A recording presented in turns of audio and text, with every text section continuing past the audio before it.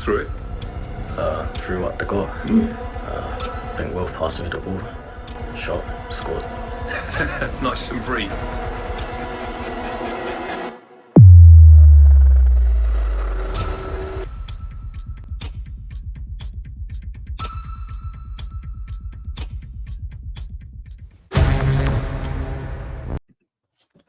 And we are live. We are live, people. Welcome back to the channel. It is Chosen Wisdom Football. Let me know first and foremost if you can hear me. Brand new setup. It's just me on the keyboards today. No technical person, no IT person, just your boy Chosen Wisdom. And today is the day that everyone is talking Baleba. Baleba, Baleba, Baleba. Carlos Baleba, guys. It looks like it is happening. It is all about Carlos Baleba today. So today we're going to lead with Carlos Baleba. According to some reports, Manchester United are in advanced talks for Carlos Baleba. Yes, guys, big up. Welcome to the channel. It is, of course, Chosen Wisdom Football, a channel for the football purist, for the critical thinkers, for the guys who like to think about football a little bit. And this is why I said, guys, calm down. We've got our third midfielder. Before we start the show, guys, as usual, smash that like, turn on your notifications, subscribe if you are a brand new human to this channel. As well as the Baleba story, we have a few other stories to get through, including Bruno not being for sale. The Bruno contract situation that is on everyone's lips as well. We're going to get into the Bruno contract story. Ben Jacobs has given an interview, which I guess, it was about 2 days ago. And a lot of what Ben Jacobs had said in his interview is probably a bit out of date by now, since we know that Manchester United are in advanced talks for Carlos Baleba. But he's also said a few things over the last few days for us to have a conversation about it. So we're going to lead with Baleba. Big up Turkish in the building. Big up Jerry as well in the building. Let's have a conversation. Let's see what the actual story is. So, like I said, guys, StreamYard, brand new setup. Let me see if I can use this thing properly. Let's pull up the story, shall we? If we can. Bear with me 1 second.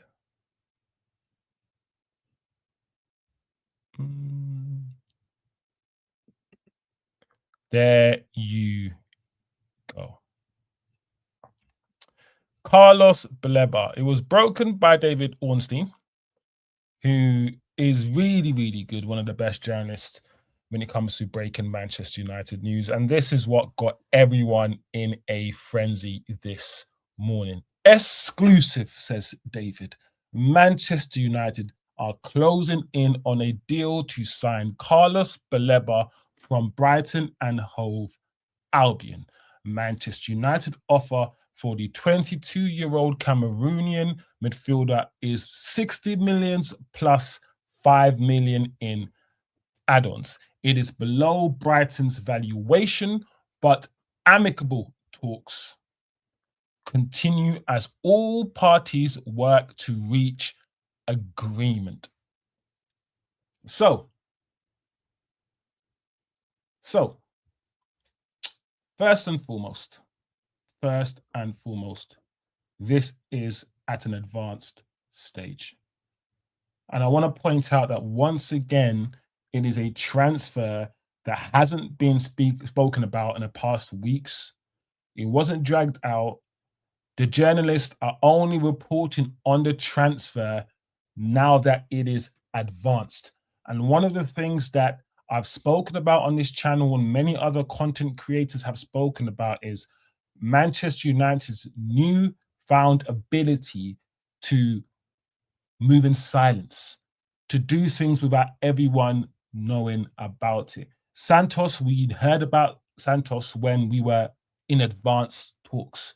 Tillemans, we heard about Tillemans when we were in advanced talks. And only yesterday we were hearing journalists talk about Adam Wharton, Kone, and all of these things. We heard Baleba had an injury, so the Baleba transfer is absolutely off. Every journalist was saying that Baleba transfer was off. And now all of a sudden, we're in advanced talks.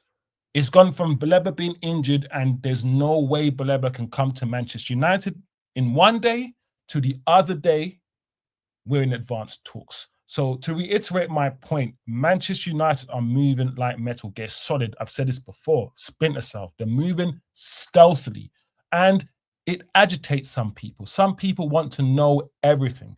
The journalists want to know everything at all times.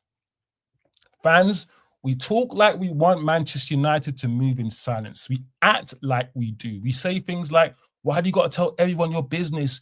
Why you got to tell everyone how much money you have? All these things. But when they do, when you don't hear anything, you take that as they're not doing anything and you bemoan and we complain that we're not hearing anything. So it's almost like, what do you want?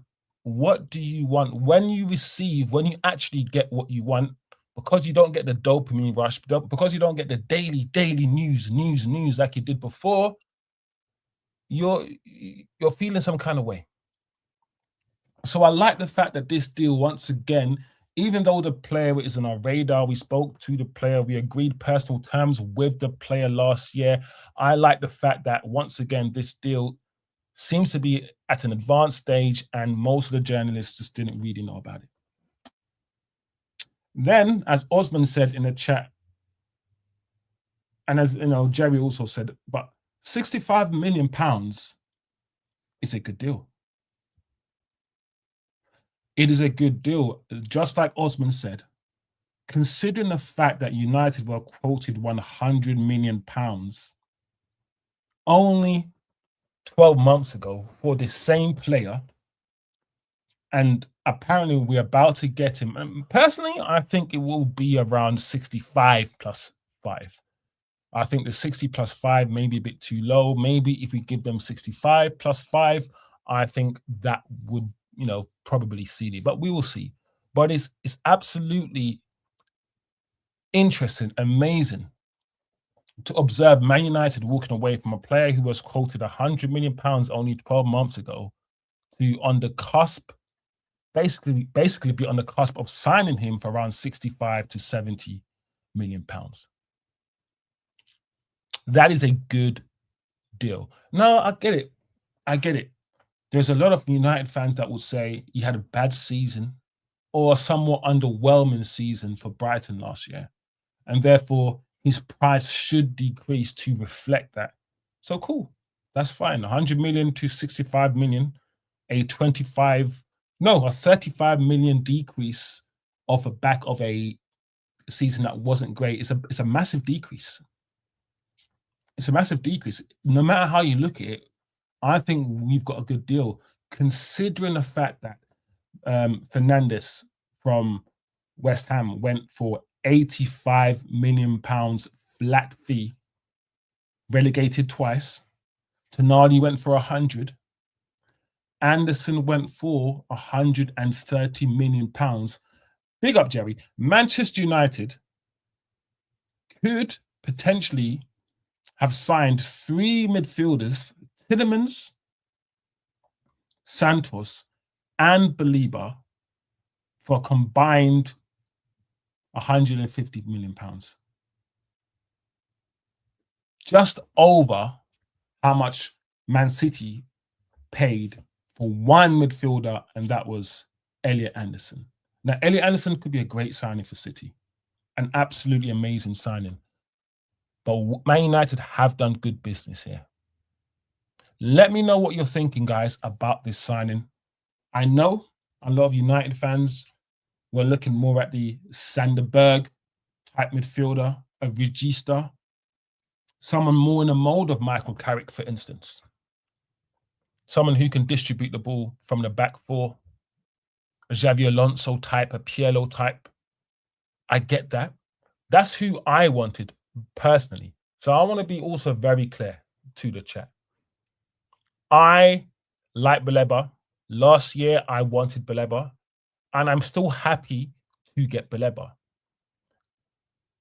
Based on what I've seen and what I've, the direction that Carrick seems to be going in, I thought we might get a different type of midfielder.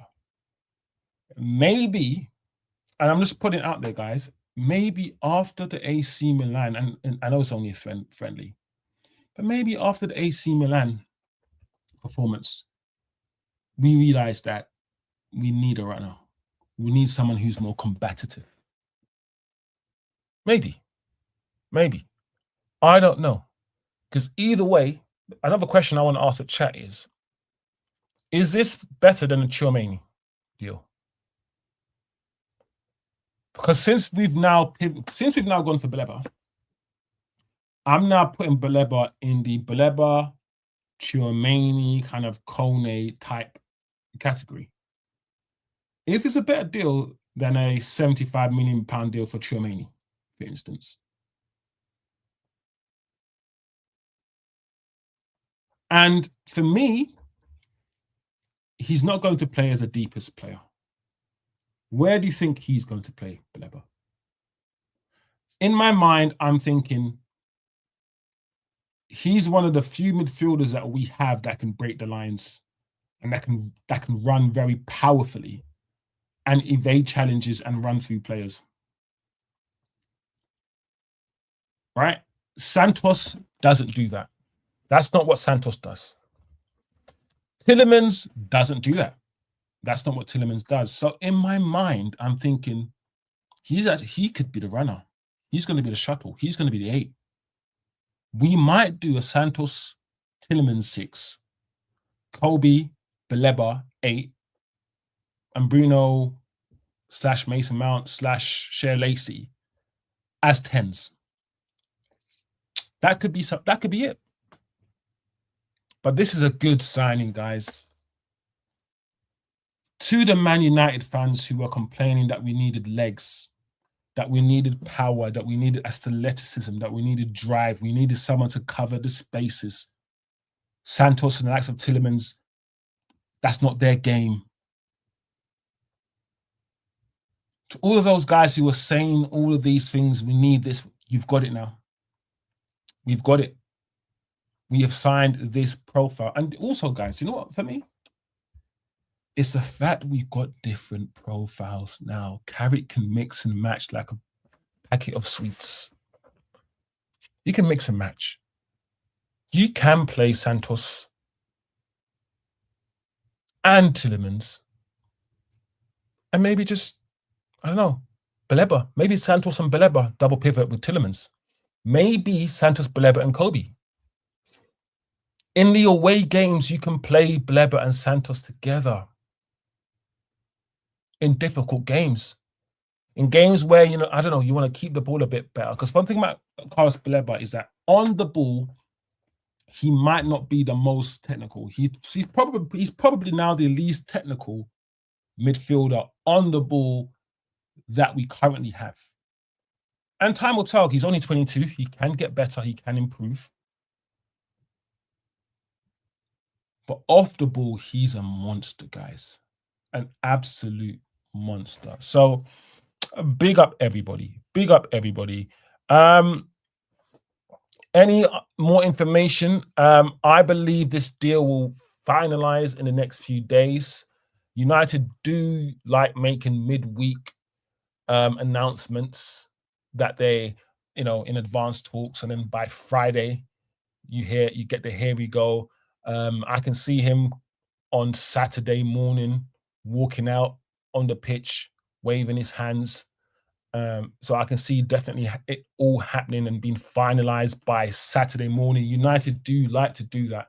I also wonder, guys, if United, because I know they do this as well, guys, they stretch out deals, they drag out deals so that they have something to announce later on. If Man United only have 2 more signings left to make, and there's 2 weeks left of the window, I can see Man United wrapping those deals up, but not announcing them or not putting the final, dot, the final signature, maybe with like until 4 days to go. So we have, because Man United are very PR based. They're good at marketing and they're good at PR, and I can see how we could just wait on deals, sit on deals, so we can announce them later on in the window and all of these things. So it's also interesting. I want to point out that we, the journalists, have only found out now, guys, that we are in advanced talks, which means everyone who was crying, everyone, listen, it could be you. You could be one of those people crying, but all the Saeed TVs, all the United stands, all these guys that were crying, and all these guys who said that Man United are not doing anything. For us to be in advanced talks right now, Wednesday, the 19th of August, it means we were doing the legwork for a while. And I've said this before, United this summer look like we've lined up deals. We've got Kone lined up just in case Brighton take the piss. If Brighton take the piss right now, we'll pivot back to Kone. And we won't even blink. And I like that about Man United. I've said it before.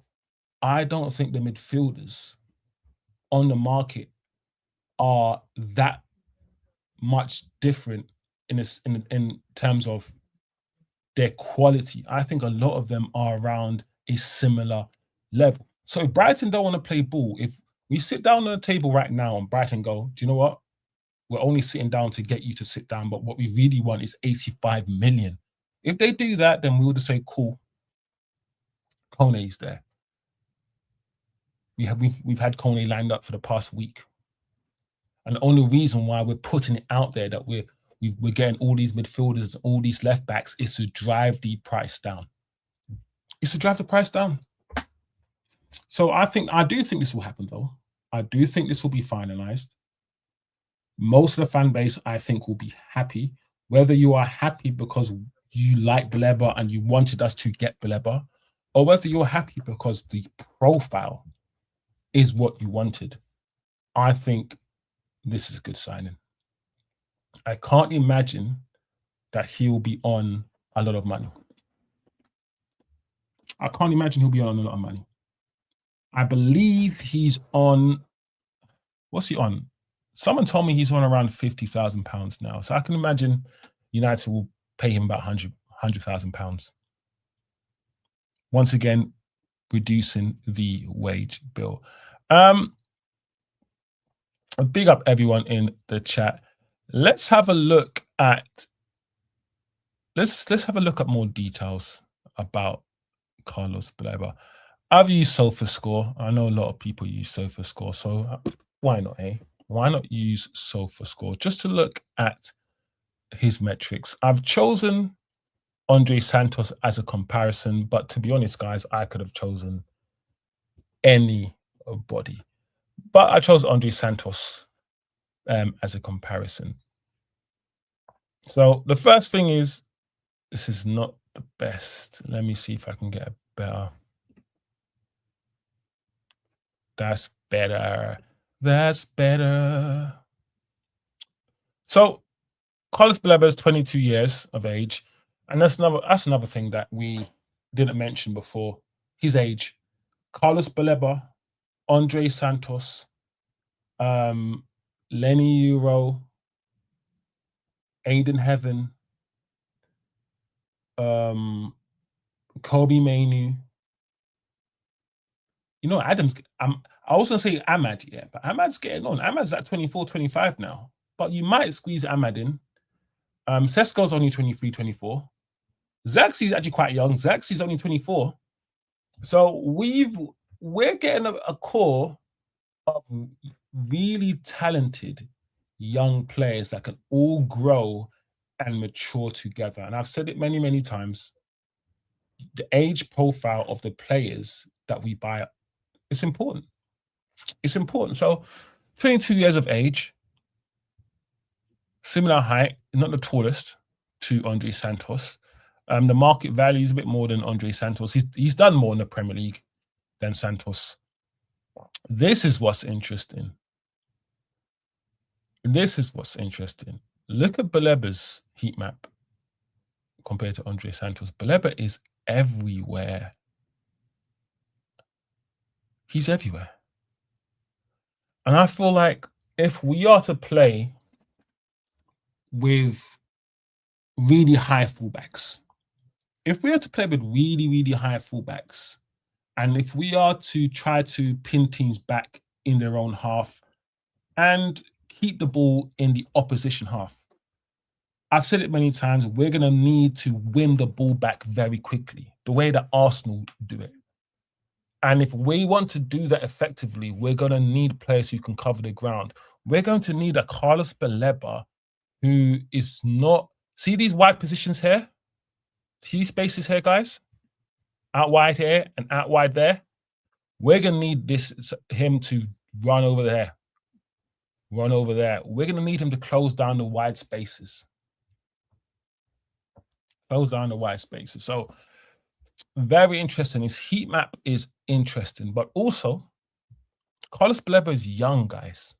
He's young. So Carrick is one of the best midfielders we've had at this football club, period. And if there's anybody who can teach Carlos a bit more positional sense, a bit more nous, and make him a bit more intelligent in terms of his understanding of the midfield position, if there's anyone who can do it, I think Carrick. Can. Minutes per game, I mean, it will be more than Andre Santos.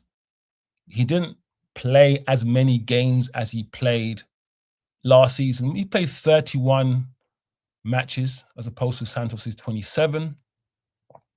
Attacking-wise, this is interesting. Attacking-wise, Santos slightly better. He scored one goal more, just one more goal though, than Baleba. I'm looking at we're not getting him because of his attacking. Anyway, passes, neither player had any assists last season. Santos had one slightly more expected goals. But this stat right here, long balls. I've watched Baleba, and there's one thing that does impress me about Baleba is that one, he's not actually afraid to use his right foot. One, he's left-footed. And not everyone cares about, left foot and right foot, but it does matter. I mean, those details don't matter if you're not there yet, if you're just a mid-table club. But when you're refining your team, adding the last bit, and, whether you play a left-footed midfielder on the left-hand side of your midfield and a right-footed midfielder it matters. It matters. And he's left-footed, but he's not afraid to use his right. And long balls, 56% long balls as opposed to 50% accuracy for Santos is very good. It's very good. One thing I said about Santos is that him sitting at the base of our midfield, being the regista, I like it. I really do. But I want to see Santos's range of passing. I want my six to sit there, and I want him to have the full range of passing at his Arsenal. I want it to be a Pogba. I want it to be a Pirlo. I want it to be, if you are 50 yards away from me, I can find you. If you're 10 yards away from me, I can find you. If I need to chip the ball over someone's head, I will find you. If I need to put it on the floor, I will find you. I need that six to be Carrick. I need you to spot Cunha and Mbeumo's runs and deliver that pass over the top if you need to. I don't know if Santos has the full range of passing that I need in that six. And I'm not saying that Carlos Baleba has that either. I'm just saying this long ball stuff, I've seen enough of it to be like, cool, he's okay in that position. Big up Simon. in the chat. Let me see what Simon's saying before I keep talking on.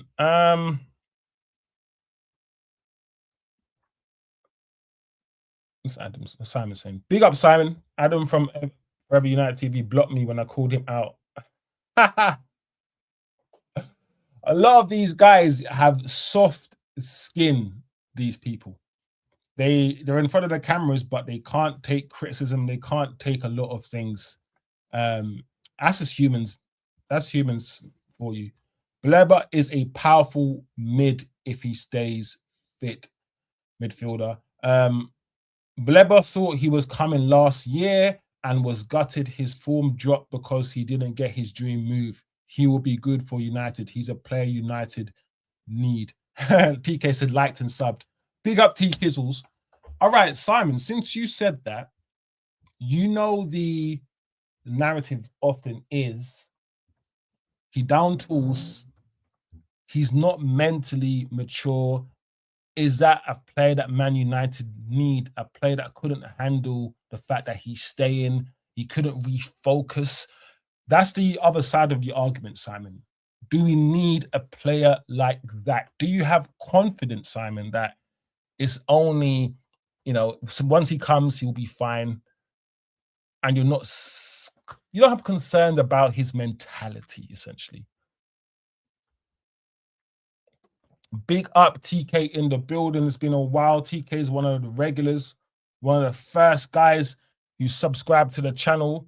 Busy man, but TK, I hope you're doing well. Let me know about your thoughts on this Baleba thing, please, my guy. I know, TK, I think you've been on this Baleba train for a while, haven't you, TK? Yeah, you have, I think. All right. What we are? Defending.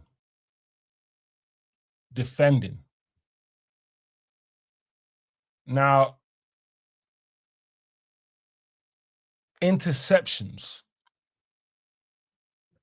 Similar to Andre Santos, they're very similar. There's not a lot in it when you come to interceptions. Tackles, 1.2 to 1.5 per game. Dribbled past, neither of them are really dribbled past, 0.6, 0.5. Baleba's more clearances, but also, guys, we have to take it into consideration that one's playing for Chelsea, the other's playing for Brighton.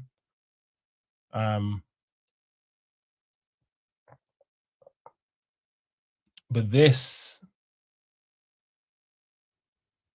is interesting, people. Look at that. Successful dribbles, 48%. Well, still not high. It's a lot higher than Andre Santos's. And that is what I'm saying about Baleba. Baleba will give you that.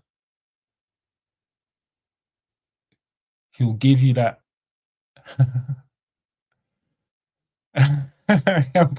Can Baleba play left back, Saidi? I think he can.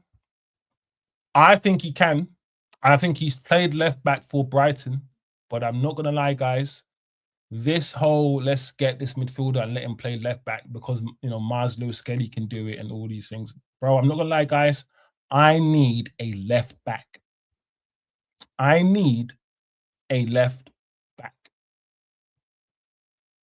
So, listen, we had Fred.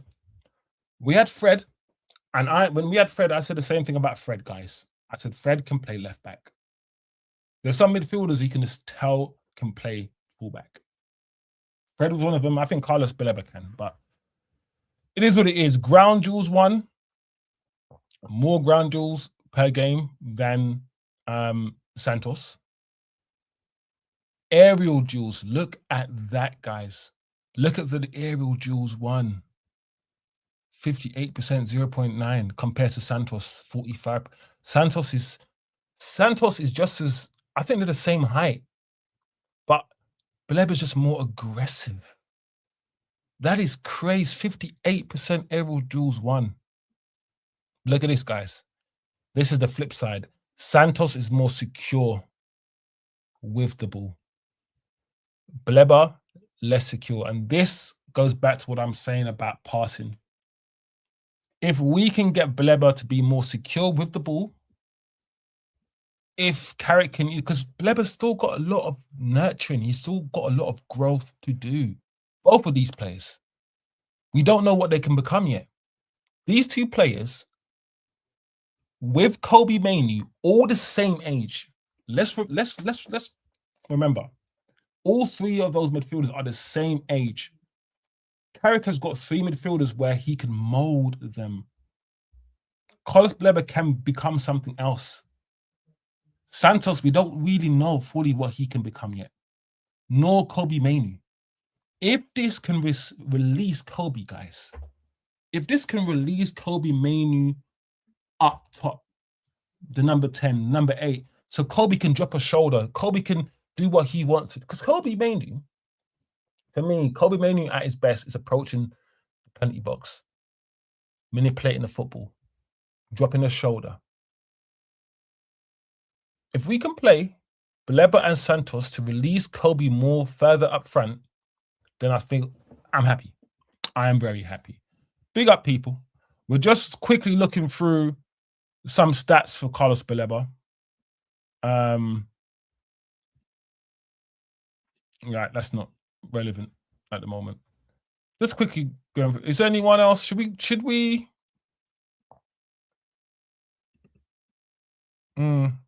Andre Santos. I think Andre Santos will be good as well. Guys, also, for a long time, you know, we're in a position where there's going to be people on the bench, yeah, that are good enough to start. Man United, yeah, over the last few years, I've had a good first team sometimes and a really, where's Kobe? And a really bad bench. Now, guys, we're going to have, Kobe's only 21, guys. Look, it's only 21. We're going to have a bench where, or a squad where Kobe's going to be on the bench sometimes. And Tillemans, we're going to have Kobe Mainoo and Tillemans on the bench some days. With I don't know, Sesko on the bench. And maybe Cunha on the bench if Dorgu starts. Bro, that's a squad, guys. That is a squad. Let's see what Kobe Mainoo's doing. Look at Kobe. The thing about Kobe, like, which is deceiving, Kobe doesn't run. Kobe doesn't move. Look at that for Kobe. My gosh, guys.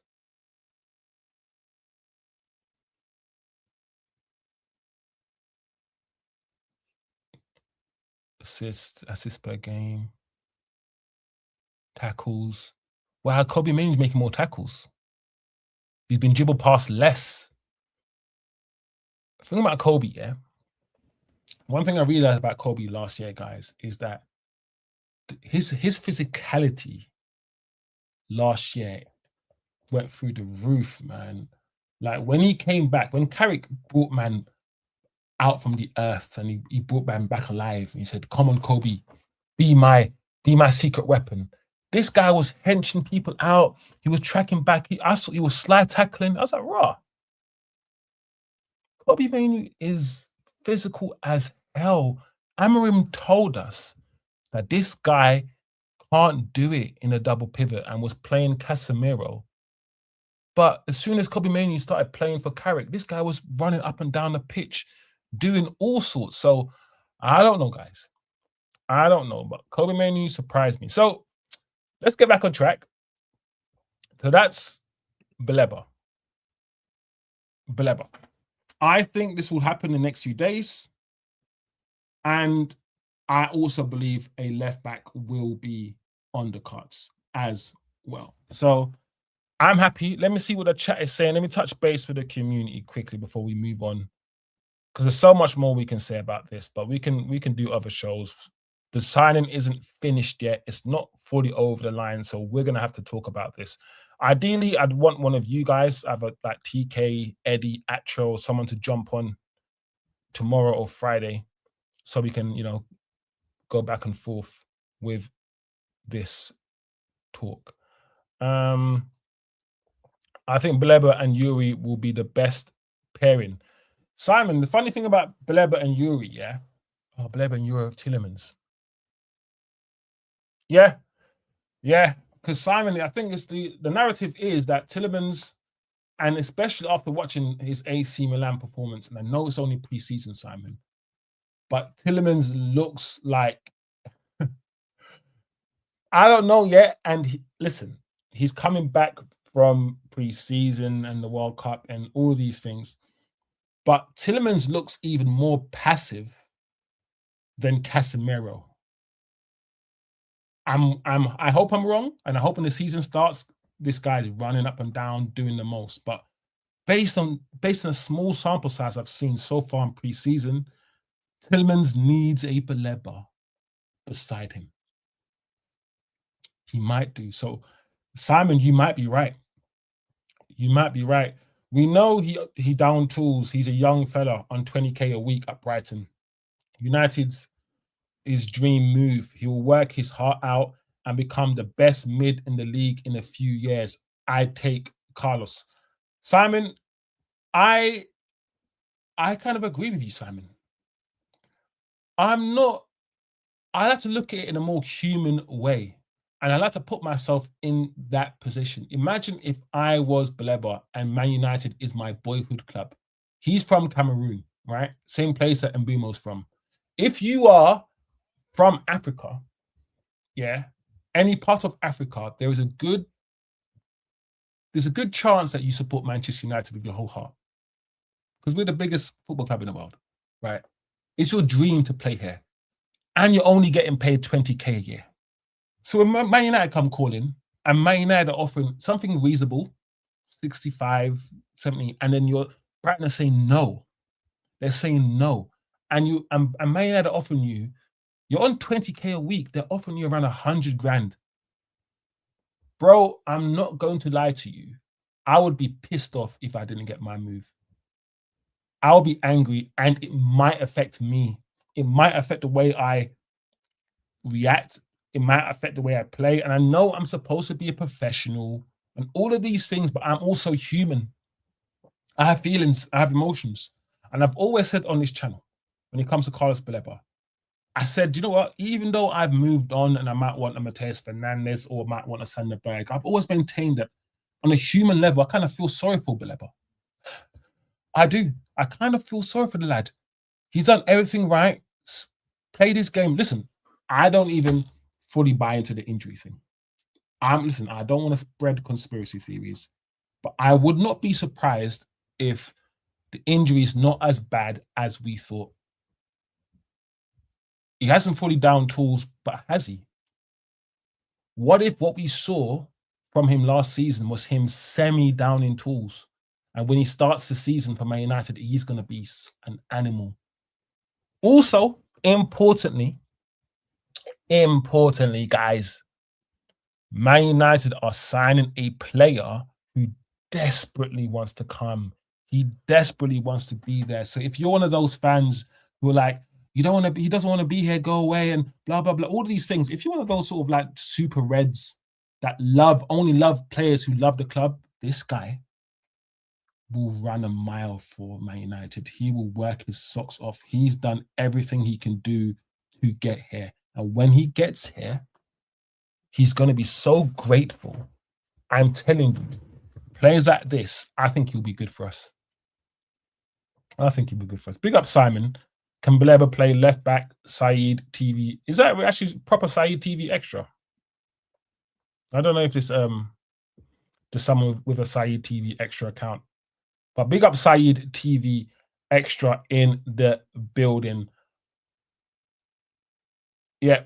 Simon said you'll take Baleba over Anderson all day. Wait and see. Baleba over Anderson.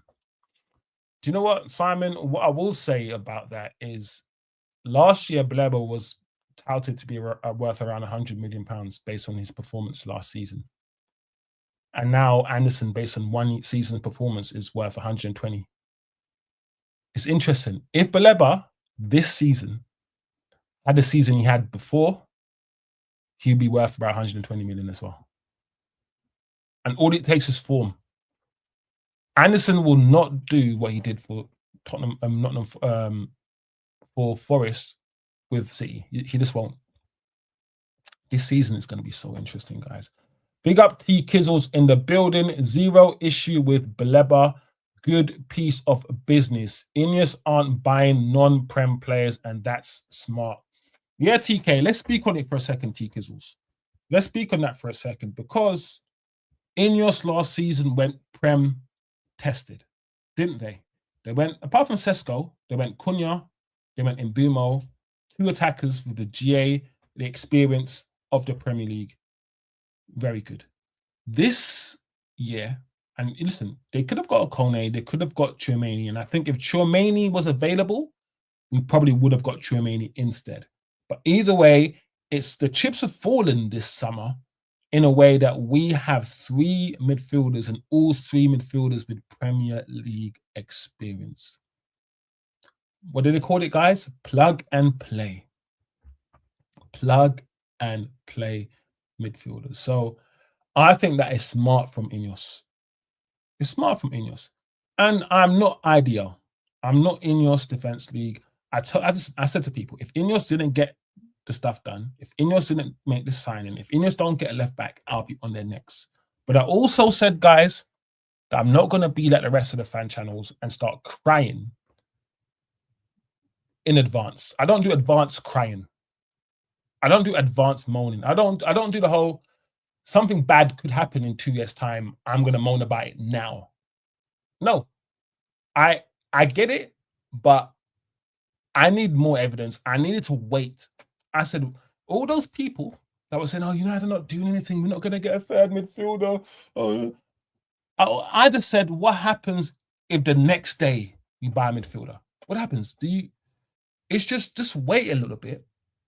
These same guys who got you, the attackers that they got you last season with the goalkeeper, and the defenders that they got, the Dogus and Heavens and the Dillits that they got you, just give them a chance to get the midfielders. And if they don't, then you apply the pressure. But that's just me, guys. That's just me. Big up the chat. Baleba got a good leap on him, says Saeed TV Extra. I agree. And the thing is, we saw that he was the same height as Santos, but Baleba, he's athletic as hell, bro. You know the ones where, even though he is injured, I can't wait. I mean, we're not going to see the results. But you know how, what's it called? How it was said that Ibrahimovic smashed all the records when it comes to his medical. I'll be so curious to see what kind of stuff Baleba does in his medical. Mainu can hold bench, says Saeed TV Extra. Very, very interesting. I just feel like we've got enough profile, Saeed TV, to mix and match. And based on the opposition, we can do that. And that's what Fergie did. And I'm going to be curious now. I'm going to be interested to find out which fans can handle squad rotation. Some people can't actually handle squad rotation. A lot of us are from a generation where Carrick fucked off and Fletcher played, or Scholes fucked off, then Fletcher, or Park, or whoever.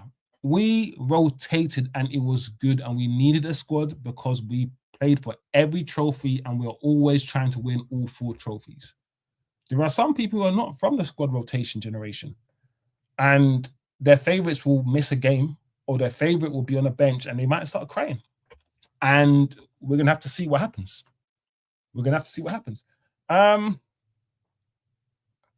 If you can't take it, don't hide us. United have an easier first 6 games or so, says TK. This allows Charlie Baleba and Benny Sesko to heal. Let's effing go. Do you know what? Yeah, it's funny TK said it, because Carlos is Charles, right? Carlos is Spanish Charles, isn't he? So his name is Charlie. It just sounds funny to say Charlie Baleba. Charlie Baleba and Benny Sesko. Big up T Kizzles, man. TK's been missed for sure, bro. He's been missed for sure. If he signs, Simon says, that's a good midfield we had in years. Yeah, I'd agree. If he signs, this will be one of the best midfields we've had in years. And I did like the Pogba and the Herrera Matic midfield. I like that midfield because listen, we finished second with that midfield. We finished second with that midfield. So it is what it is. But this midfield that we have in terms of squad, in terms of depth, yeah, it looks decent, guys. It looks decent. I'm with you, Simon. No games are easy in this league. United lose to the so-called lesser teams. Yeah, it's a Premier League. No games are easy in the Premier League. Do you know what? Yeah. It's also, let me see, Manchester United fixtures. All right, so Hull away from home, Ipswich at home, Everton away from home, Everton. Wait, did TK said easy first 6 fixtures? I don't know about that one, TK. And Fulham away. Ooh. That's 5. That's the first 5. And Spurs, TK. I don't know how easy the first 6 fixtures are. Unless these are just the league fixtures and, you know, yeah, Premier League fixtures. Maybe it's not all Man United fixtures.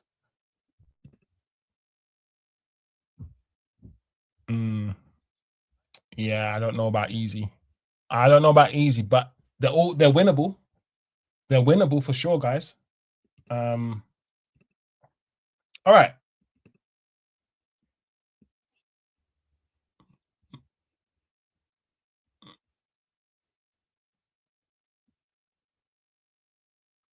Yeah. Calm down, Simon. Simon and T Kizzles. First 2 games, new promoted teams will run their hearts out. Yeah. We should have what it takes to beat the newly promoted sides. Keyword should. But I don't know. I hope there's no surprises.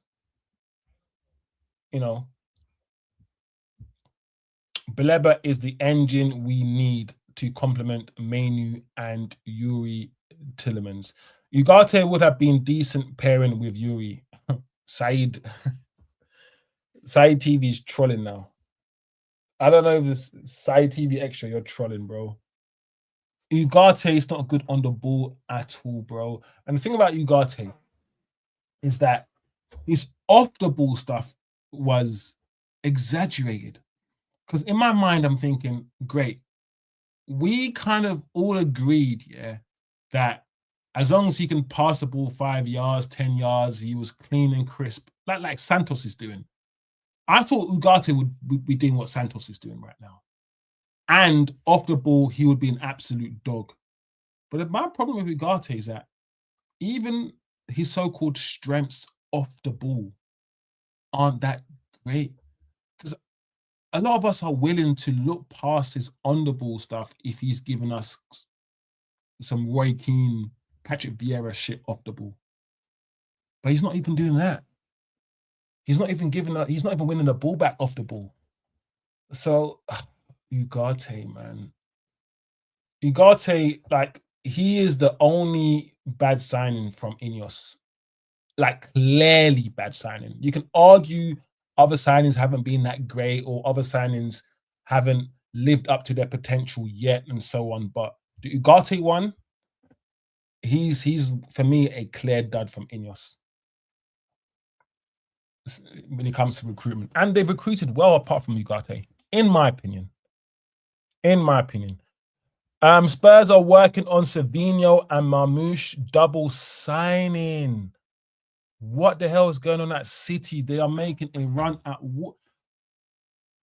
I've said, TK, that I'm not worried about Spurs because Spurs have a shit attack. If Spurs start getting Marmoush and Savinho in from Man City, we might have to start looking at Spurs differently, guys.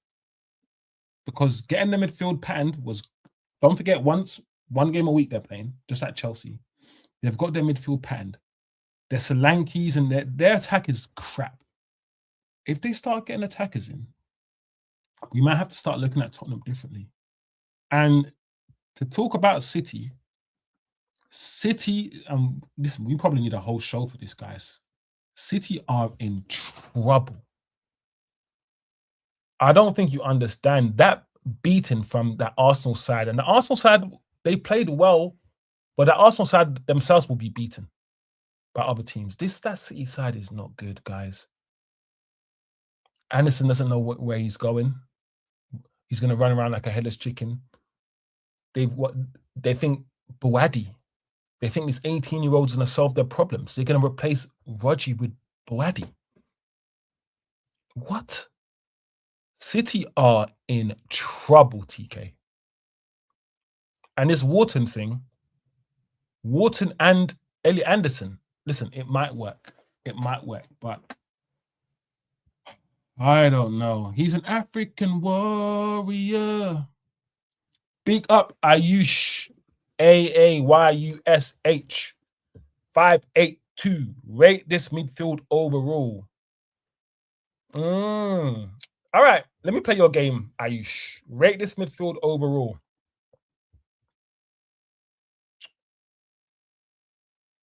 This midfield is as good as Arsenal's midfield.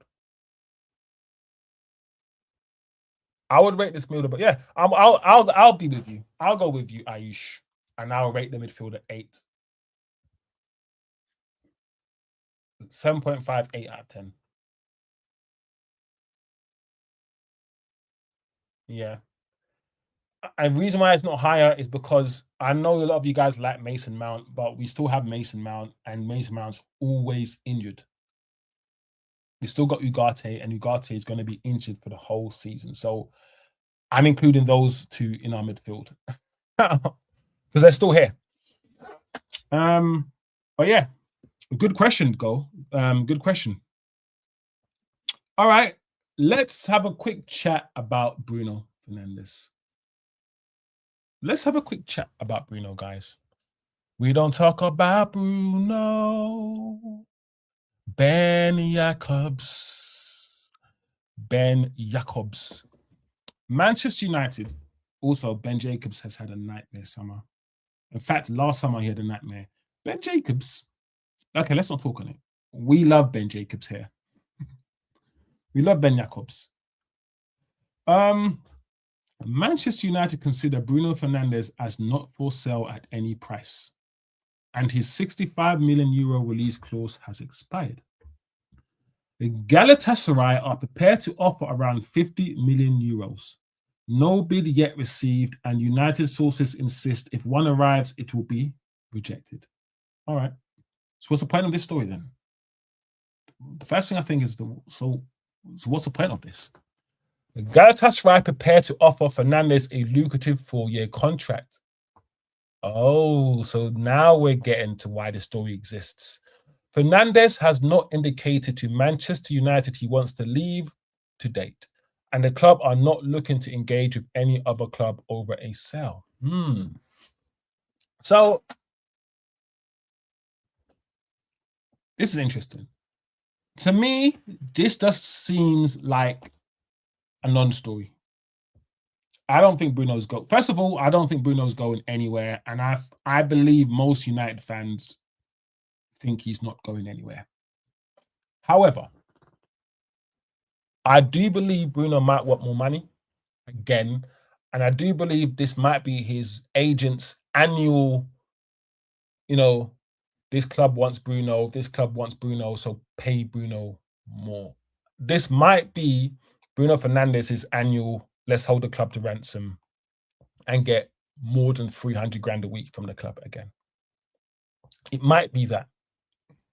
If it is that, I don't think we should be giving Bruno another contract. I don't think we should be extending his contract. And if we're serious about the wage structure at this football club, there is no way, in my opinion, you guys might disagree, there's no planet, not Venus, Mars, or Mercury, where you pay Bruno 350 for, no. As good as Bruno performed at the end of last season, don't forget the first half of the season was Amarim, and we were not great. He came alive towards the second half of the season when he was given a free role to do whatever he wanted to do in that 10, right? I don't think he deserves it. Even though, listen, I think 300 grand a week is enough. What the hell are we doing here? So, personally, I think he will stay. I don't see anything in this. You guys might disagree. However, if this is a ploy for him to get another contract, a longer contract, or more money, especially now that we can get midfielders and we can do things, I'm getting to the point where I can't wait to see what we play like or what the team is like without Bruno, without playing through Bruno. Because this team has been, for the last 4 or 5 years, designed to play through this guy, to play a certain brand of football, which isn't possession-based. Because Bruno doesn't have all the tools in his arsenal to play a possession-based type of game. You see it for Portugal with the likes of João Neves and Vitinha. They can't play a possession-based game with like Bruno and R9. R9, CR7. So personally, I can't wait to see what kind of football we play without Bruno. I think it's going to be so intriguing to see how we evolve if we play 4-3-3 and a more fluid 3, or whatever we do. But let me know how you're feeling or what you're thinking about this situation. Is Bruno or Bruno's agent once again just doing his whole, because I also got told, guys, that Galatasaray is willing to offer him 400 grand a week and all of these things. Why is it never like a Bayern Munich? Why is it never like a massive club that come in for Bruno why is it every summer is always a random Turkish club or a Saudi club or something? I don't know, guys. But big up the chat. Big up the chat. Let me see what else is going on in the chat. He will play for the badge. Wait and see. Carlos has or nearly has his dream move. His agents have begged for this move. I think he down tools to drive the price down. I would like to say, or I would like to think he down tools to drive the price down. That's what I'd like to think. I don't know. I have no evidence. It's only, my thoughts and assumption. INEOS are genius. I don't know if INEOS are genius. See, I'm not INEOS dick riding. I don't know if they're geniuses. I wouldn't say they are, but I like the way they played so far. They played this transfer window. I like the way. If INEOS are geniuses, I don't know if they would have hired Amarim in the first place. If they were geniuses, I don't know if they would have taken that long to fire Ten Hag. I always criticize INEOS when they've done stupid things like that. When it comes to just transfers, I think they're okay. They do good stuff. But all the other stuff,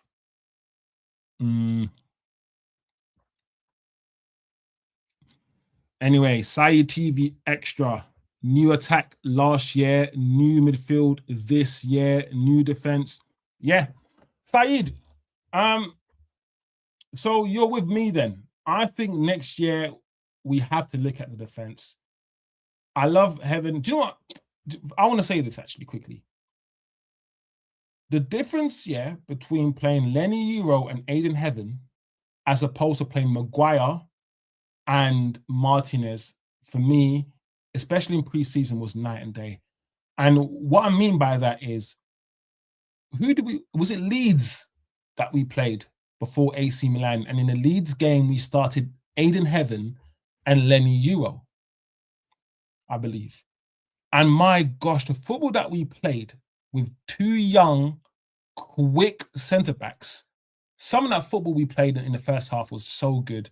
And I remember seeing Aiden Heaven and Lenny Euro both in Leeds' half of the pitch. A whole team our whole team was in Leeds half the pitch. And I thought to myself, we can't play that way with Maguire and Martinez. Maguire and Martinez can't be scamping in the opposition half. If we get hit on a counter-attack, they are done. And what happened? Against AC Milan, Martinez was just done for pace. I don't know who it was, actually. No, it was my guy,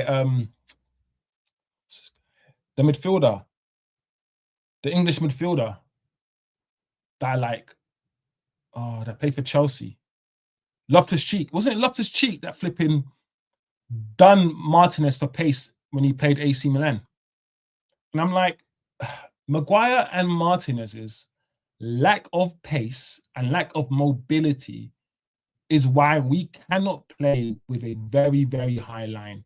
We cannot squeeze the opposition the way we want to with players like that. We can't, guys. So what Saeed is saying, we have to go back to the defense next year. We have to revisit the defense next year. Osman says, everyone at City are rats fleeing a sinking ship. The players know if they can't buy trophies, they have no hope. Yeah, Osman, for me, Man City were never a serious club. They're a hollow club. They only became a serious club once they got bought by rich oil money daddies. And they'll go back to being a hollow club again. Like, Pep was a big deal. Pep was a big draw there, and now he's gone. The players against Arsenal, they just looked hopeless. They looked like they had no ideas. Haaland was looking around and looking into space. I think City are in trouble. City are a team, once again, it looks like they're trying to transition from a Pep Guardiola tiki-taka team to a more robust Premier League, pace and power, get your Andersons, get your Dokus, get your Semenyos. They're not Pep players. None of those guys are Pep Guardiola players. So it's clear that Pep's giving up, or Pep gave up on that sort of brand of football and wanted to do a more Premier League pace and power. And this couldn't work. I don't know what route Maresca has taken. But right now, guys, Arsenal are the only team that are settled and are cohesive. So because of that, they're probably the team to beat again this year. City should be relegated. Baleba will leave Anderson in the shadows. I don't get Anderson, yeah. I'm not going to say this, guys. Anderson has come out of nowhere. Anderson was on loan to Nottingham Forest a season ago. All of a sudden, he's worth 120 million pounds. You couldn't get into the Newcastle team, Anderson. That's why they sent him a loan about 2-3 years ago, and now he's worth 120 million pounds. It doesn't take you. It only takes is one good season, and you're worth 120 million pounds. Anderson is an industry plant, you know. He's literally come out of nowhere, Anderson. City should be relegated like what happened to Rangers. Difference is the oil guys are paying off the corrupt Premier League. Yep. I just hope Everton and Forest sue the corruption if City get off. Money talks, guys. Money talks. TK says the Woodward regime would be buying 10s and players we don't need and overpaying for them. Yeah, the Woodward regime was all about dopamine. The Woodward regime wasn't looking at data and trying to solve the puzzle. You know, assembling a squad is basically trying to solve pieces of the puzzle. I want this sort of profile. I want this. All these things. This player has this, but I need this player who has that. The Woodwards was all about names, keeping the fans happy. And that's it. It's all about perception with Woodward. These guys are just, listen, we want to be shrewd and we want to get it right. We want to take our time and get the exact profiles that we need. And I like that. I like that. And once again, 65 million pounds in Baleba, TK. Cheap versus shrewd. The fine line, isn't it? Are Man United being cheap? Or are we being shrewd? People say you have to spend the money. People couldn't deal with the fact that we kept walking away. Just spend the money. We've proven, or Man United, INEOS have proven that you don't actually need to. You can spend 120, 130 million pounds on Anderson, or you can spend 130 million pounds on 3 players. And all 3 of them for me are as good as Anderson. Santos could be as good as Anderson. Tielemans is better than Anderson. And whether Baleba's better than Anderson or not, that's debatable. But he's at least 2 years younger than Anderson.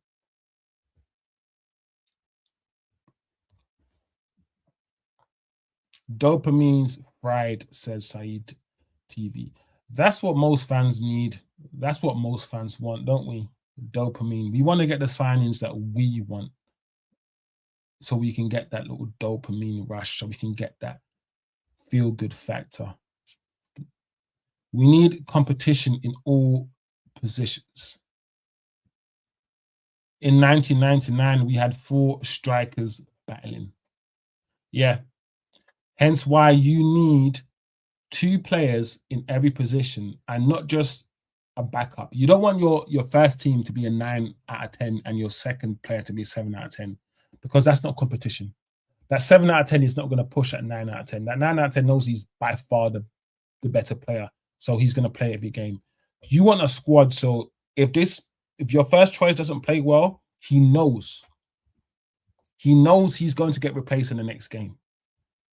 Pressure.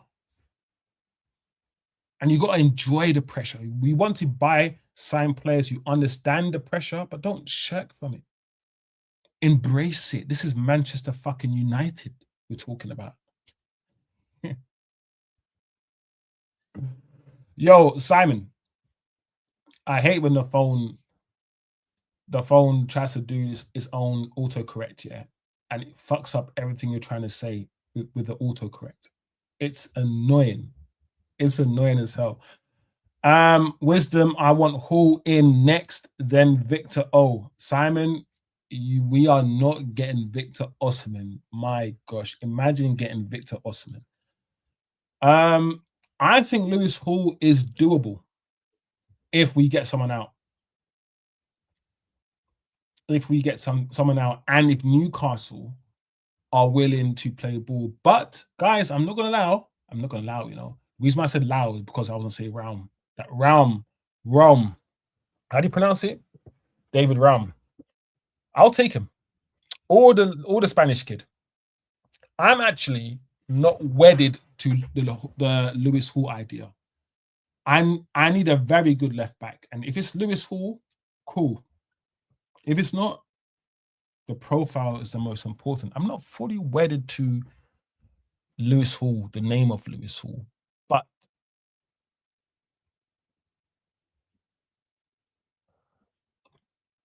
is Saeed a troll? Is that what you guys are saying? This guy is just trolling. I'm just there answering his questions and trying to engage with him. I didn't know he's a troll. Oh, that's a shame. That's a shame. That's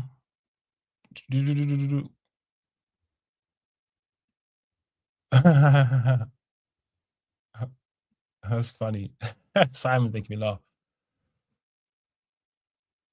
Baleba, Anderson 116 or Baleba 60 plus 5. You know what time it is. Do you know what, Simon? Both Simon and Tika, do you know what? Yeah. And listen, the evidence is there. We know what Man City do. I don't think Anderson was 116, guys. I think it was more. I think Anderson was more. I think they're just leaving it low on purpose. I think it was 125. I think it was more. So for some, I don't know why. I honestly do. Baleba at 60 million is magic compared to 116 for Anderson. Yeah, like I said, considering the fact that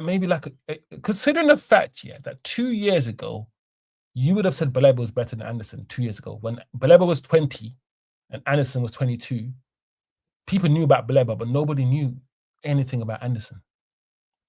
In one season, Anderson went from being unknown to be worth 120 million pounds.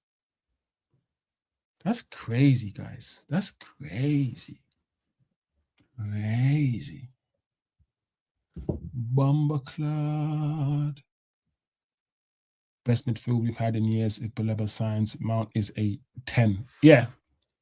I put Mount, Bruno, and Shea Lacey. Those three can fight out for the 10 position. I can't wait to see Shea Lacey in the 10 in some games, you know. I liked it. Not going to lie, when the lads settle in, our midfield will be better than Arsenal's. Listen, the only thing, in my opinion, that Arsenal have over Manchester United right now is their defense and their defensive and team structure. Their defense, they just bought, didn't they just buy Kwanzaa? They finalized a Kwanzaa deal today. Another defender. What the hell, guys? What is this about? But because they've got so many defenders and they're so well drilled, that's what they have over us. They have that foundation that they know they're not going to concede. And when you know you're not going to concede, and all you have to do is score one goal and win 1-0, oh my gosh. We're not going to win games 1-0. Man United this season are going to win games 3-1, 3-2. We're going to concede. And that's the issue. We have a better attack than they do. 100%. Midfield, I think we have a better midfield, but I'm prepared to argue about the midfield. But the defense and their defensive structure, yeah, guys, they are drilled, bro. They are well-drilled, well-oiled machine. Well-drilled. And that's the difference.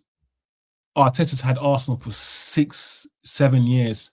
Carrick's had Man United for 4 or 5 months. And in the 4 or 5 months Carrick's had United, I don't think he's implemented his style. He's just played the players in their position to get the best out of them to get into the Champions League. Only now in pre-season, we're starting to see a little bit of Carrick ball and what Carrick wants to do.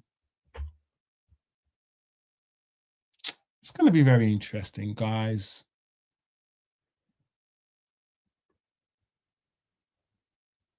Anyway, where the other offers for Bruno? Exactly. All BS. Don't fall for that crap, says Simon.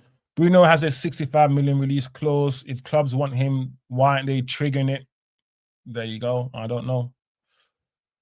Smash the like, guys.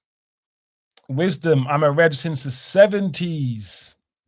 Simon, one of the old Reds up in Manchester, living in Manchester. It's good to have, like I said, it's good to have someone like you in the chat as well. Give a different perspective on things, man. Give a different perspective. We aren't selling Bruno unless there is some shock falling out. TK says, one concern I have, we still have the exact same defense as Eric Ten Hag did. Need new, yeah, TK. I can't disagree with what you're saying, bro. I would do with a centre-back. I would do with a centre-back and I would do with a left-back. We're not going to get rid of Dalot or Mazraoui. So we got 2 right-backs there. I need a centre-back, a left centre-back, and a left-back. That's what I need. Simon says, I think this is the year when we find out if the Premier League is too much of a step for Euro. I don't know. I don't think it's too much of a step. I feel like some of the discourse around Euro is a bit unfair. I remember his first season in the defensive 3, and he was really good at left centre back, pushing forward, driving forward. And I feel like no other 19, 20-year-old centre backs get this kind of pressure. Like he's supposed to come good. Centre backs come good at 22, 23. Like Saliba and these guys had 3 seasons on loan. So when I see these 19-year-old defenders and people like, you have to come good now, I'm like, no, he doesn't. He's a project, bro. And Lenny Euro's done much more good than he's made mistakes. I don't like the narrative around Lenny Euro.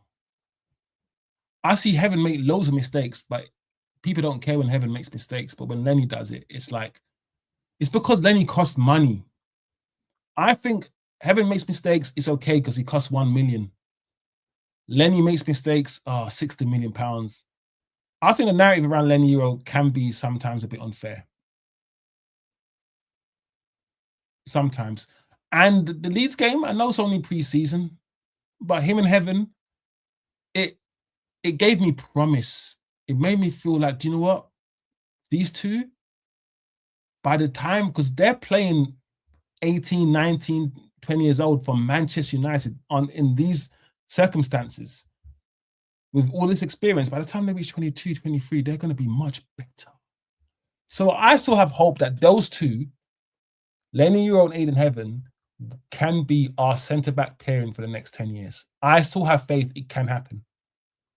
We'll see. We will see for sure, guys. City have never filled the Etihad and never will. I don't really understand the point of them making such a big stadium for it to be empty. Anderson is overhyped. Did you watch the World Cup sideways and backwards? Yeah, man. Anderson got it. He got it. The thing about Baleba costing 65 million pounds and Andre Santos, these guys won't have the same pressure. They won't have the same pressure. I'm telling you guys, playing football with no pressure is nice. It feels good. See the Anderson brother, 120 million pounds. Ooh, every week we gonna be talking about that, and we gonna remind this guy that he cost 120 million pounds. Let's see if pressure really busts his pipes. Yeah, we're gonna see. We're gonna see this year, people. So it is what it is. United's 100,000 seat will be filled every week. You know it. Digging the new studio. Yeah, just change of location. I'm not gonna lie, TK. It's because my IT guy wasn't around, so I had to do something else. But I'm also using StreamYard as well, TK. Before I was using OBS, and now that I'm using StreamYard, I can see how easy it is for me to like switch. You know how sometimes, TK, I was used to drag these stories into the window to see them, and now I can do shit like this.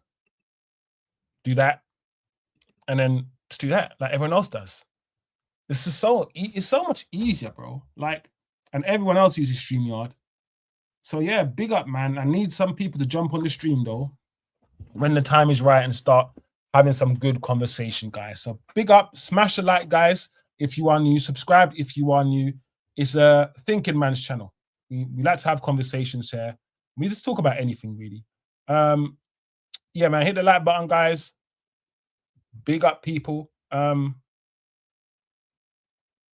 City reported 116 for Anderson, but behind closed doors. See, exactly, TK. I'm with TK. Behind closed doors, I can imagine it's like 140. It's like, bro, you can report it at 116 to save our blushes and to make us look like, we're bad boys, we're big boys. You got us, we got you to lower the fee. Let's report it at 116, but we're gonna give you 140. And we're gonna put the other 24 to it's gonna be a personal. Because these billionaires are in the group chat. All these billionaires, they're in a group chat together, right? That's what it is. One billionaire giving money to an next billionaire. Socialism for the rich. So same as Haaland, 70 million on 500k a week. Yeah. It's the Man City thing is crazy, guys. Man City are in trouble. I think it's slowly coming to bite them. All the mistakes, and Pep has been making this Man City team look good as well. It's second is there for the taking, guys, I think.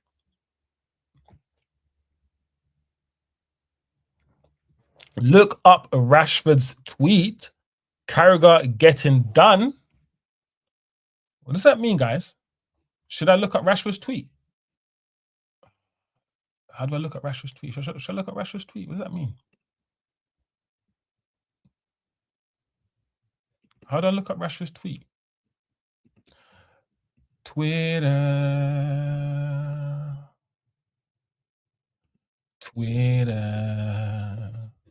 What do you, Rashford? Let's type in Rashford, yeah? Typing Rashford. How can I get all this shit when I type in Rashford?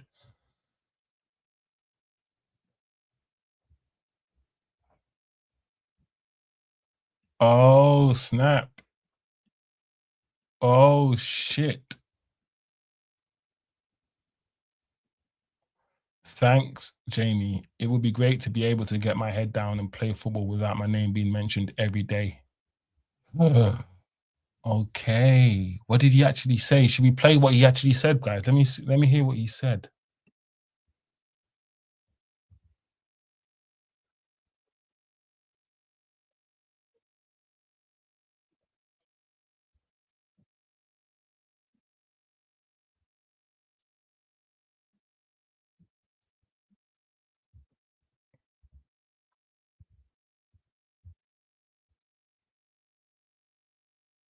Okay. Oh, okay. Funny, he's not actually getting cooked. Jamie Carragher just said, why do we need to talk about Rashford and what's his face all the time? So he's actually Rashford is not actually being sarcastic. Rashford is saying, thanks, Jamie. It would be nice for you guys not to always be talking about my name. That relax.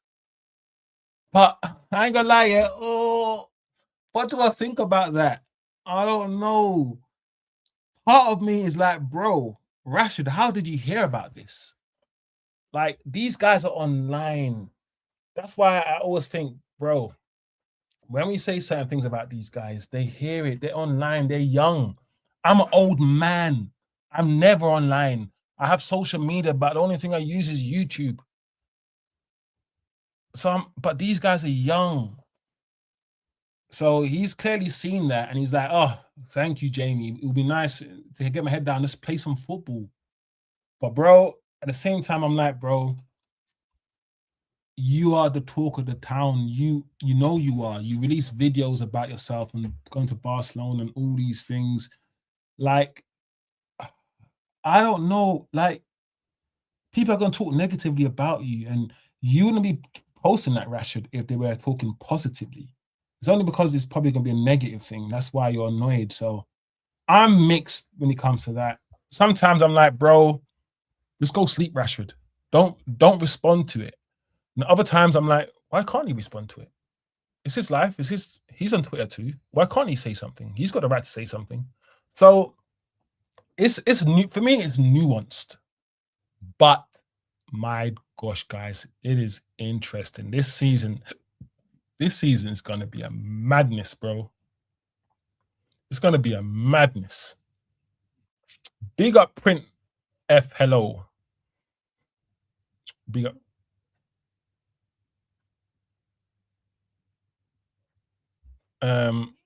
We need to replace Dallo and a left back, centre back, and striker.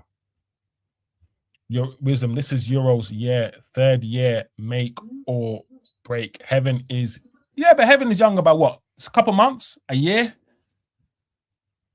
I don't know if it's said because his third year, make or break. I'm like, you don't do that with young players who are projects, especially when you see how good they are. I don't know if it's make or break. I never expected, yeah. And this is about expectation, Simon. I never expected Lenny Euro to be a first team starter within his first 2 years. I always saw Lenny Euro, a 18-year-old, because I know centre backs are not teenagers. You don't play centre back until you're 23. Bro, it's just a position that requires experience, bro. So I always saw Lenny Euro as 21, 22, spend the next 2 or 3 years learning under De Ligt, learning under Maguire, learning under Martinez, your seniors, and then 2 or 3 years, you become the guy. I always saw it as that. That's why I don't have the same expectation as you, because I just don't have the same expectation on Euro as you. But I understand. We need to replace Dallo 3 seasons ago. I agree, Simon. I agree, TK. Simon, you're in a confident mood today, bro. You're in a very confident mood. I like that. I think the only reason while we might not win the league, guys, we might challenge, but we won't win the league, is squad depth. I've said it. Based on our first team 11, our first 11, and based on what Carrick has done, we will be up there again.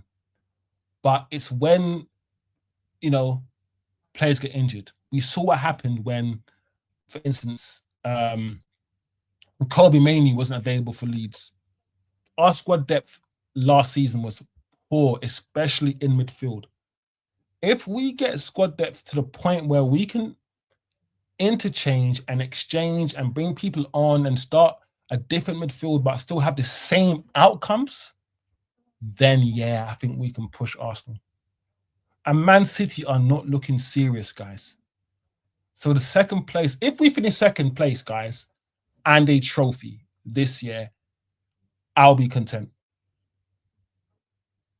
Because I think the one thing that will stop us from really challenging Arsenal is the fact that Arsenal can win games 1-0 and shut teams down. I don't know if we will be able to do that. Did you sack Dave? What kind of severance did you? Nah, it's a family, just family issues. People not being well, and yeah, just personal issues. I haven't had a show for the last few shows. I think I've been missing for the last few shows. But with all of that, Dave, the show must go on, guys. Like Haaland, Alfie, his dad got a brown envelope. Yeah. All of these things, bro. Thinking Man channel. Always leave the chat with crazy thoughts. Yo, big up to T Kizzles. Congrats on the 700 subs. Yeah, big up channel, big up chat, 700. Listen, we celebrate the small things, guys. The little wins we will celebrate. Let's see what else is on the news, by the way. Let's see what else Man United news is happening. Let's go through the stuff quickly. So we've done Baleba, we've done the Bruno contract stuff. What's this? Harry Maguire, Fabrizio Romano. As players, we hope Marcus Rashford stays, because if he does, he is a big asset to have. He can improve us for sure. He's a huge threat. I played with Marcus for numerous years. I know him well. Do you know what's funny about Maguire's and Rashford's? 3 years ago, I said I was done with the Maguires, the Rashfords, the Shaws, the Mason Mounts. That English contingent, I was done with them. We were turning a new leaf. We got INEOS in, all of these things. Somehow, these four have remained. They've dug their heels in and they've remained. And not only have they remained, that Maguire somehow has had a transformation. How is Maguire not in the same boat as Rashford? I sit down and think to myself, hold on, he got arrested as our captain. Everyone forgotten about that. That's the worst thing that's happened to anyone. For 2 seasons, we tried to sell this guy to West Ham and all these clubs, and he said, no, I'm not going, no, I'm not going. Held the club to ransom. We couldn't get defenders in because he couldn't leave. And when everyone's injured, De Ligt's injured, Martinez is injured, we go to him as our defender. He played games last season, helped us finish third last season, and all of a sudden, he's the best defender in the world again. And I'm like, am I missing something? Am I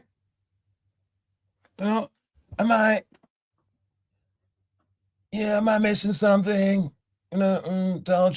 Anyway, I don't know. So, but this tweet, I think, plays perfectly into the Rashford conversation that we just had. As the window draws closer, guys, it looks like we are keeping Marcus Rashford. It is what it is. For me, he's not wanted. And even if we do keep him this year, he's not going to be here next year. So in my mind, I'm like, oh, okay. You know, the ones where like, he's going to be here, but let me try to see the benefits of it. It means we have a left winger. And do you know also one thing I want to say? And I think I've said this before. The quality of football and the quality of footballers have declined so much that some of the players that we wanted to get rid of, that we said weren't good enough, have now become good enough. Like Maguire isn't quick enough. He's not mobile enough. But in terms of box defending in the box, he's still one of the best box defenders. When he's in the box, he's a good defender. He's getting his head on every single cross that comes in. And I'm looking at the Barcolas, and I'm looking at all the other left wing options, and I'm like, are these guys actually better than Rashford? It's like the trash that we wanted to get rid of 3 years ago to replace with better and new and improved, right? The better and the new improved they're not there. They're not there anymore. So all of a sudden, the Rashfords and Maguires look decent again because football hasn't advanced, hasn't moved past them the way that I thought it would have moved past them. And it's just a thought to see if any of you guys agree with that narrative, that theory. Anyway, let's move on. Maguire, what's this? What's the next one? Adam Wharton. I don't think Adam Wharton is going to happen now that we've got Obi on the verge of getting Baleba. So I want to ignore what Ben Jacobs says there. Joshua Zirkzee, I think, still could go, but the longer it takes, the more I believe he might not go because we need to get a replacement in for him. Lewis Page stuff is still interesting to me. Now that we've got Baleba, I don't think, because Lewis Page is young and he's one for the future, I think we can still get Lewis Page. But considering Lewis Page is 19 and Baleba is 22 and he's only 3 years in, I don't know. We'll keep an eye on the Lewis Page thing because I'm not going to lie, guys. Lewis Page does look like a... who's he look like? He looks like a regen of Jude Bellingham. He looks almost like a Jude Bellingham regen, Lewis Page. And I think we should get him.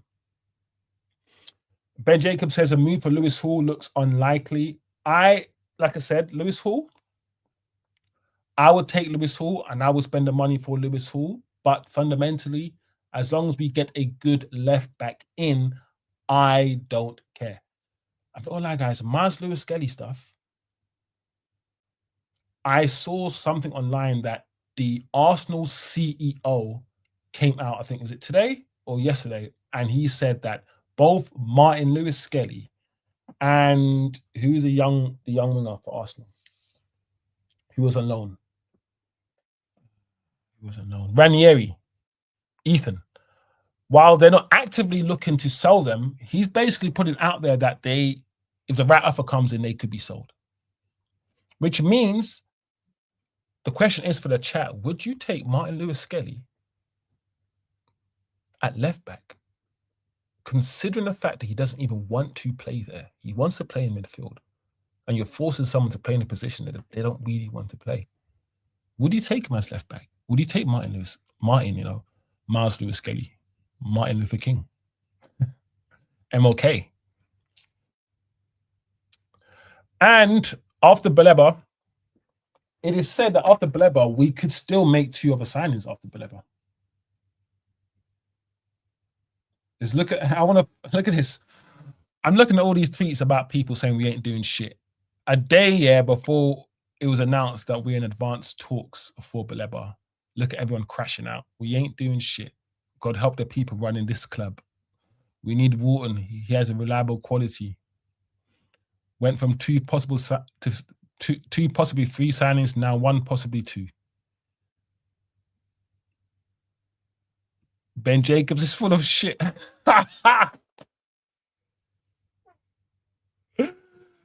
Ben Jacobs is getting it.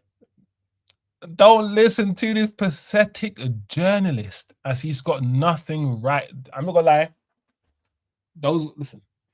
Let me read these words out, actually, because at least I can read these words out and I can say these are not my words, while I'm not denying or admitting whether I believe or agree with these words. But I'll read it out. Don't listen to this pathetic journalist, as he's got nothing right this window at all. He's just guessing, as he always does. One of the worst transfer reporters in the media.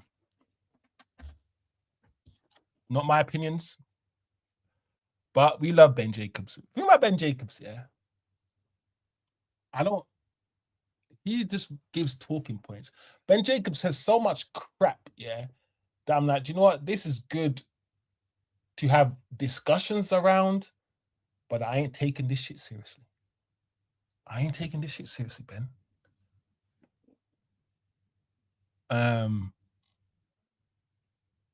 This is funny. Our starting 11 this weekend. Interesting, monitoring, discussing, exploring, amenable, progressing, admire, advancing, considering, appreciate, and inquired. Oh, people. All right, guys, let me touch base with this chat. I'm just going off on one, aren't I? Flipping neck. I need to learn how to do this, innit? I need to learn how to do this.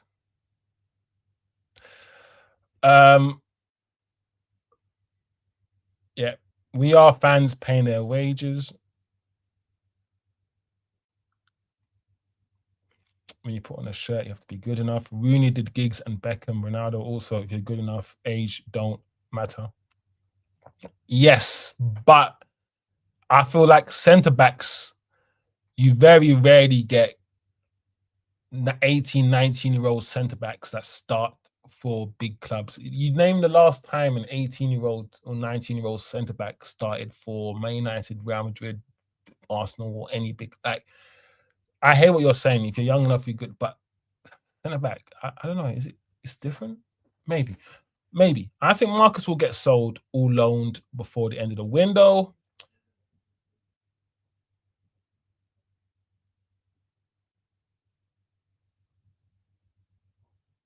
We have Dorgu on the left wing. He gets my start over Rashford.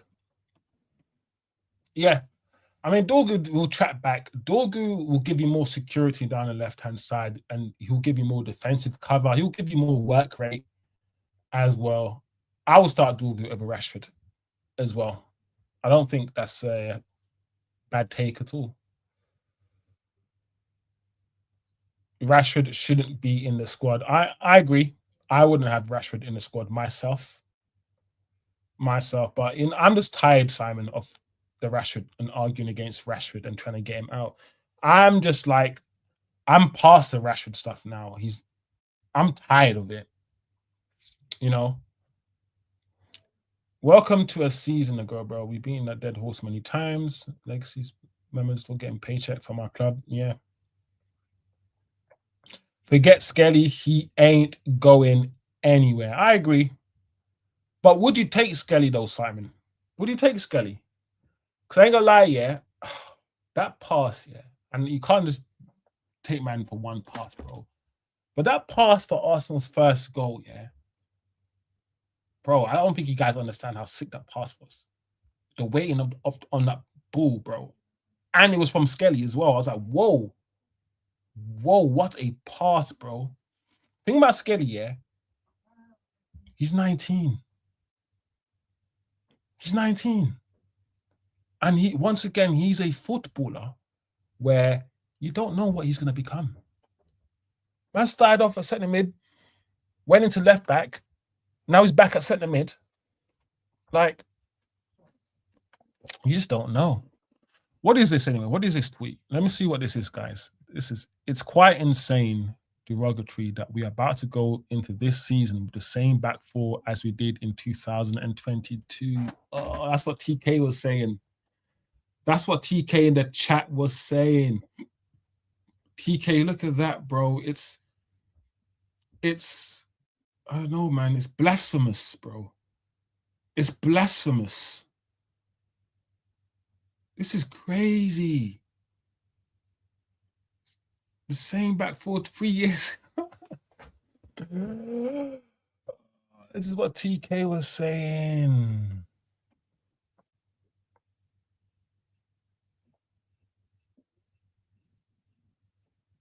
The cat pillow mafia. Simon don't know. Simon don't know about the cat pillow yet, bro. He will understand the cat pillow, the power of the cat pillow. Simon doesn't understand yet. He'll figure it out. But Simon has to hang around long enough. I would take Skelly if the price is right. Arsenal won't sell cheap to their biggest threat for the title.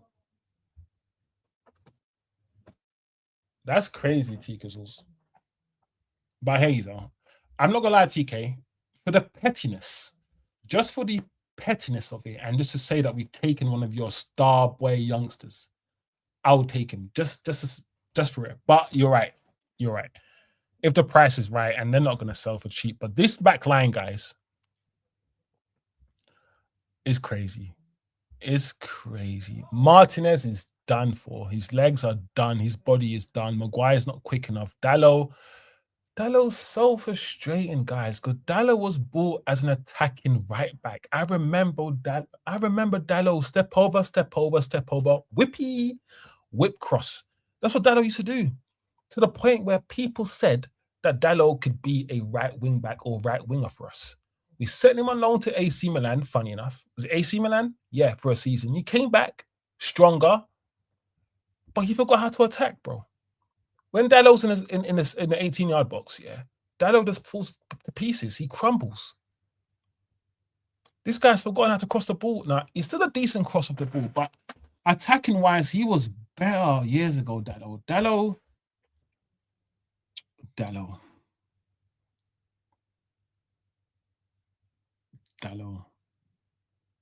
But anyway, that back line, guys, in 2026, 4 years on, yeah, to be having the same back line. And it's not our fault, because we have bought De Lits, we have bought Mazraouis. Like, we did have Varane. Varane must have been injured in this lineup, because I think Varane was still playing for us around these times. So it would have been Varane and Martinez. But look at Fred. Also, guys, do you know what? The Discord around Fred is also a bit weird. Fred wasn't amazing for us all the time, but he was decent. And in the Champions League, yeah, Fred had really good games for us. And I hear people talk about Fred now, like they compare Santos to Fred. They say things like Santos is a bit like Fred, but much, much better. He can pass the ball. And I'm like, Fred could pass, bro. Fred, yeah, couldn't pass longer than 30 yards. Like 30 yards is Fred's limit. Fred was a good 10, 15-yard passer, covered the ground, but he wasn't a great shooter, and he wasn't going to do no 50-yard pass. Like, that's not Fred.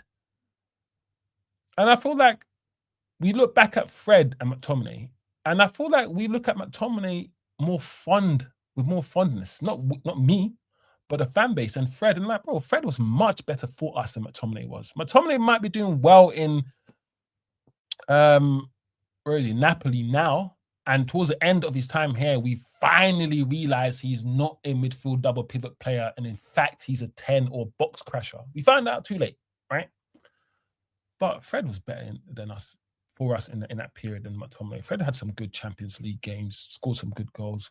The rhetoric around Fred is very, very interesting compared to Scott McTominay.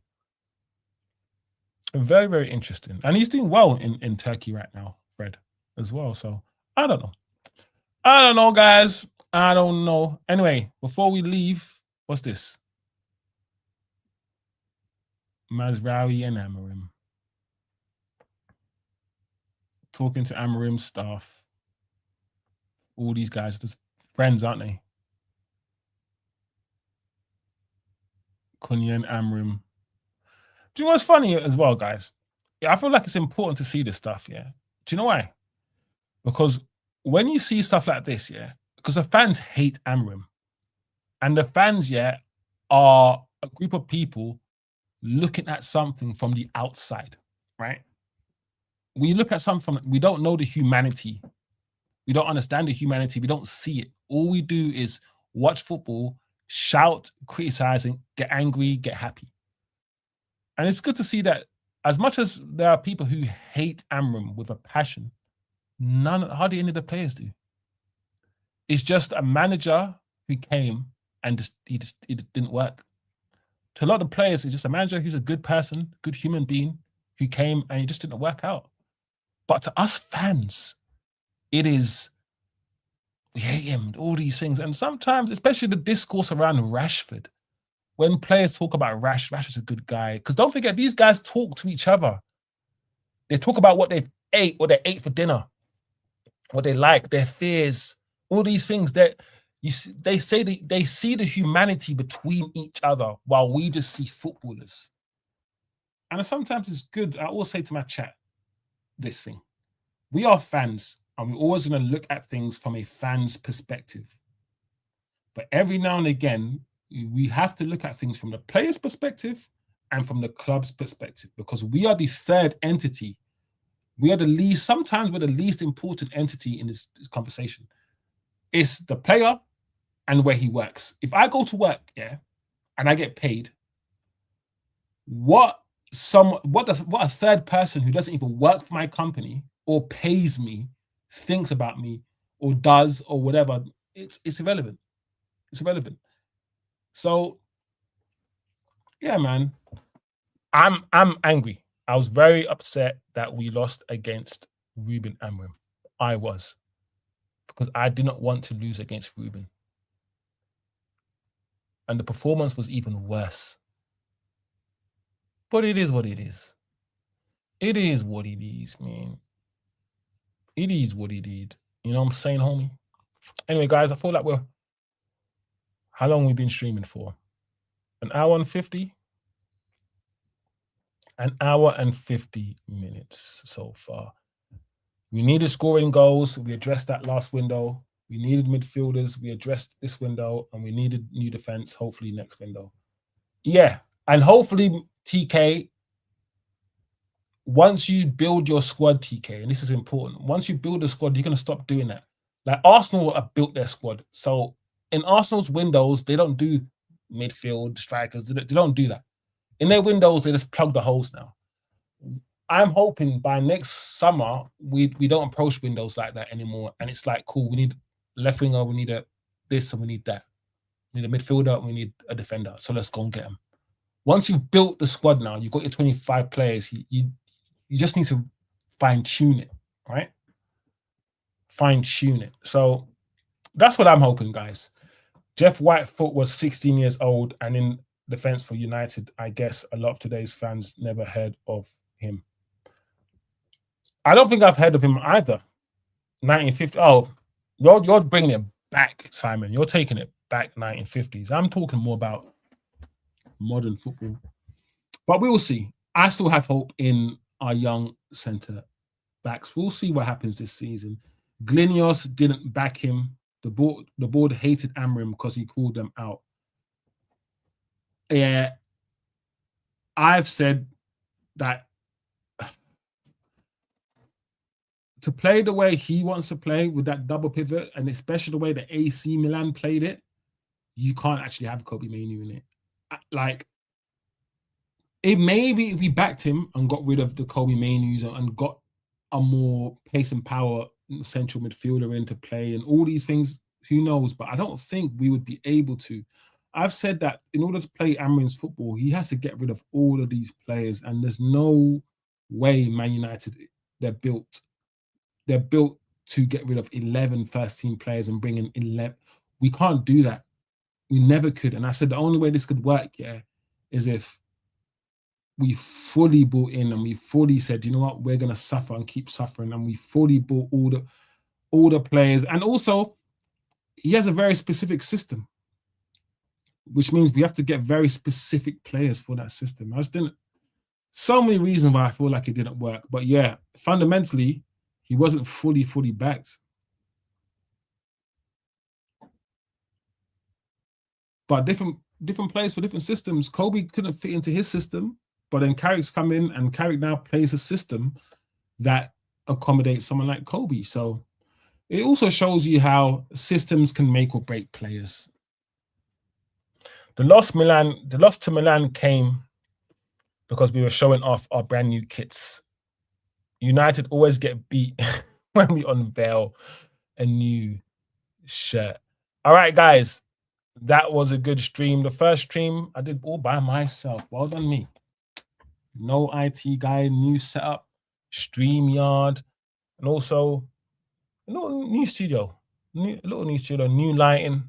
Let's see, if this can be something new that we can, keep using.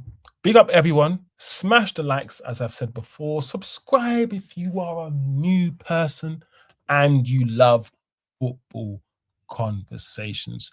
Big up yourselves. Have a good Wednesday evening. MVP. Simon's been talking my ears off, so I'm going to give it to Simon. Acho usually jumps in the chat. T Kizzles, it's good to see TK back. I ain't seen TK on a live stream. I ain't seen TK on a live stream for like at least a couple of weeks now. Busy man TK. Big up yourselves, TK. I hope you're doing well. Yeah, I'll see you guys. Maybe something happens. I'll go live again on Thursday. Enjoy.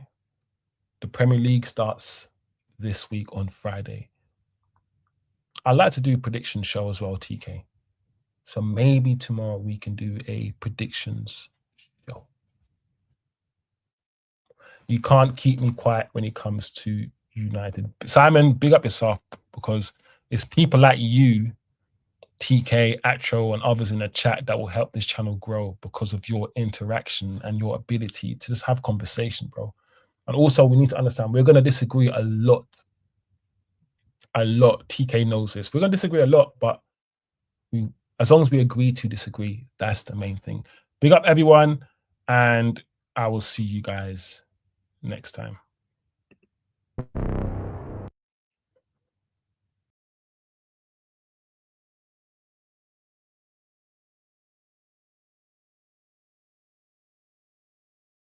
Through it? Through what, the goal? I think Wolf passed me the ball, shot, scored. Nice and brief.